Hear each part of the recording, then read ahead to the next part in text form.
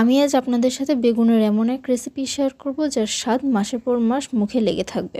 ঘরে থাকা সামান্য উপকরণে মাত্র 10 মিনিটে এই রেসিপিটি বানিয়ে নিতে পারবেন। আসসালামু আলাইকুম viewers, welcome back to my channel Lipi's kitchen. রেসিপিটি করতে আমি এখানে একটি বড় সাইজের পেঁয়াজ নিয়েছি, টমেটো নিয়েছি পাকা, আর একটি আলু নিয়েছি, আর বড় সাইজের একটি গোল বেগুন নিয়েছি।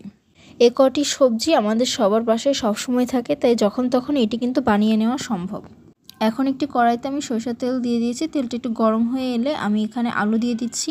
এখানে আপনারা রান্নার তেলটাও ব্যবহার করতে পারেন। আর আলুগুলো কিন্তু বেশ মোটা করে কেটে নিতে হবে। এখন এর মধ্যে স্বাদমতো লবণ আর সামান্য একটু হলুদ দিয়ে এটাকে ভালো মতো ভেজে নিতে হবে। বেশ কিছুক্ষণ নাড়ার পর আলুগুলো আমার লালচে করে ভাজা হয়ে গেছে। এখন আমি এগুলোকে তুলে নিচ্ছি। যেই তেল আছে এই তেলের মধ্যে এখন আমি বেগুনগুলো ভেজে নিব। আমি এক এক করে বেগুনগুলো দিয়ে দিচ্ছি। আলুর মতো বেগুনগুলো আমার লালচে করে ভেজে নিতে হবে। দিয়ে দিচ্ছি সামান্য একটু লবণ। কিছুক্ষণ পর দেখুন বেগুনগুলো আমার লালচে করে ভাজা হয়ে গেছে। এখন আমি এগুলোকে তুলে নেব।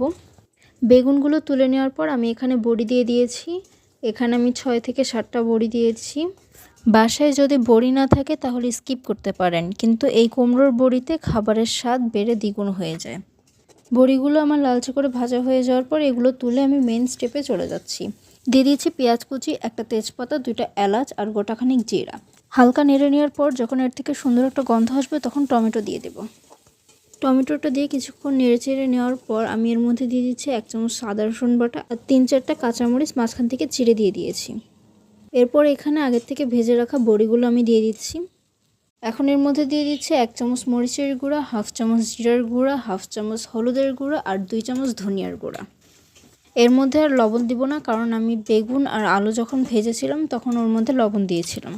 এবার এটাকে ভালো মতো কষিয়ে নিতে হবে। কষিয়ে নেওয়ার পর আমি এর মধ্যে দিয়ে দিচ্ছি বেসন আমি এখানে 1 চামচ দিয়ে দিচ্ছি। আর বেসনটা দিলে এটা খেতে যে এত মজার লাগে। আর এটা যখন কষাবে তখনই কিন্তু বেসনটা দিতে হবে। ভালো মতো কষানোর পরে আমি এখানে দিয়ে দিচ্ছি আলুটা দেওয়ার পর আমি এটাকে একটু টেস্ট করে দেখেছিলাম, আমার একটু লবণ কম ছিল তাই লবণ একটু দিয়েছি। এরপর আমি বেগুনগুলো দিয়ে দিচ্ছি। এবার এটাকে 2 মিনিট নেড়ে এটাকে ঢাকনা দিয়ে ঢেকে দিব। প্রায় 3 থেকে 4 মিনিট পর আমি ঢাকনাটা তুলে নিচ্ছি।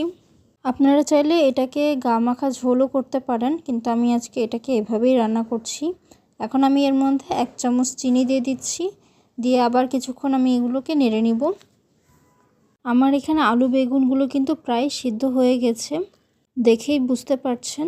এখন আমি শেষের দিকে একটু ধনিয়া পাতা কুচি দিয়ে দিচ্ছি এর মধ্যে। দিয়ে এটাকে আরও কিছুক্ষণ আমি একটু নেড়ে নিব। আমাদের এই রেসিপি কিন্তু এখন একদম রেডি হয়ে গেছে, আর দেখতেও কতটা লোভনীয় হয়েছে। আশা করি ভিডিওটি আপনাদের ভালো লেগেছে। এখন আমি চুলাটা বন্ধ করে দিচ্ছি আর এটাকে সার্ভ করে নেব। আর যারা যারা ভিডিওটা দেখছেন অবশ্যই ভিডিওতে একটি লাইক করে দিবেন, কমেন্ট করে জানাবেন কেমন লাগলো। আর বাসায় কিন্তু অবশ্যই একবার ট্রাই করবেন, নাহলে কিন্তু মিস করবেন।